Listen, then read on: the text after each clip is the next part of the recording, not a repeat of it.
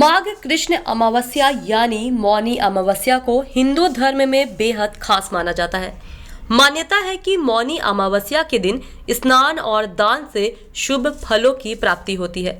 पौराणिक मान्यताओं के अनुसार इस दिन देवतागण पवित्र संगम में निवास करते हैं, इसलिए इस दिन गंगा स्नान का विशेष महत्व होता है। शास्त्रों के अनुसार मौनी अमावस्या के दिन मौन रहने वाले व्यक्ति को मुनि पद की प्राप्ति होती है। माघ मेले के सबसे बड़े स्नान पर्व मौनी अमावस्या पर गुरुवार को पुण्य की मौन डुबकी लगाने के लिए एक दिन पहले ही भीड़ पहुंचने लगी है। दोपहर से ही मेला क्षेत्र के सड़कों पर संत भक्तों की खचाखच भीड़ उमड़ने लगी है। मौनी अमावस्या पर भीड़ के अनुमान को देखते हुए गंगा के दोनों तटों पर 8000 फुट लंबे घाट बनाए गए हैं। सेक्टर वाइज बनाए गए 8 घाटों में मौन डुबकी लगाई जाएगी। मौनी अमावस्या पर इस बार पहले से भीड़ के आने का सिलसिला आरंभ हो गया है। कोविड-19 प्रोटोकॉल को देखते हुए माघ मेला के तीसरे और सबसे बड़े स्नान पर्व पर मौन डुबकी के लिए इस बार 8000 फुट लंबे घाट बनाए गए हैं, ताकि सोशल डिस्टेंसिंग का पालन हो सके। इसके लिए गंगा के दोनों तटों पर बने स्नान घाटों पर सर्कुलेटिंग एरिया भी बढ़ा दिया गया है। इसमें संगम नोज पर स्थानार्थियों की सुविधा के लिए लगभग 650 फुट और काली मार्ग, त्रिवेणी मार्ग के अलावा खाक चौक में बने घाटों पर औसतन 300 फुट चौड़ी सर्कुलेटिंग एरिया बना दी गई है।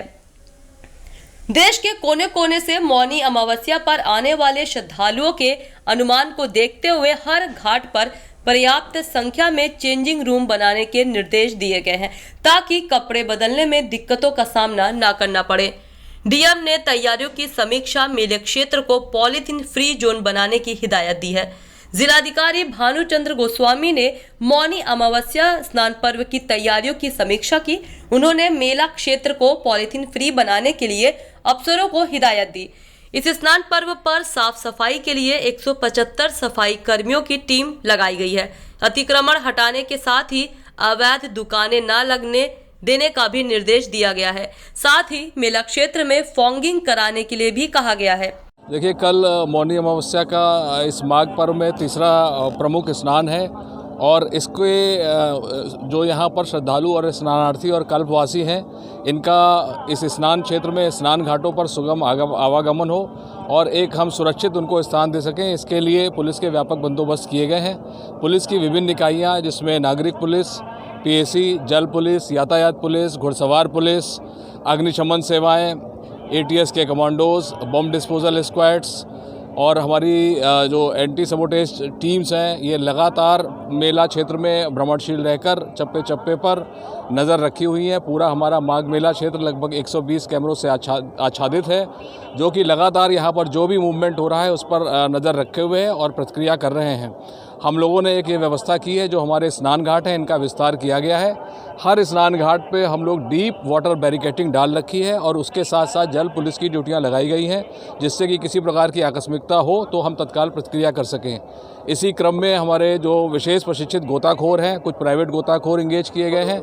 इसके साथ साथ पीएसी की 3 बाढ़ राहत की कंपनियां हैं, उसके सभी जवान जो कि बाढ़ में जो तैराक हैं, कुशल तैराक हैं, उनको भी इस डीप वाटर बैरिकेटिंग के साथ साथ लगाया गया है, जिससे कि वो तत्काल किसी घटना की स्थिति में प्रतिक्रिया कर सकें। और हम जो हमारे श्रद्धालु हैं, स्नानार्थी हैं, उनको उनका सुगम आवागमन और उनको सुरक्षित उनका स्नान कराने के लिए कटिबद्ध हैं। ड्रोन कैमरे भी लगाए गए हैं। हम लोगों ने एक ड्रोन कैमरे की व्यवस्था भी की है, जो कि कल पीक डे पे आवश्यकता अनुसार नालों का पानी गंगा में गिराया गया तो खैर नहीं। माघ मेले में मौनी अमावस्या स्नान पर्व पर संतों, भक्तों और कल्पवासियों को स्वच्छ गंगा की धार मुहैया कराई जाएगी।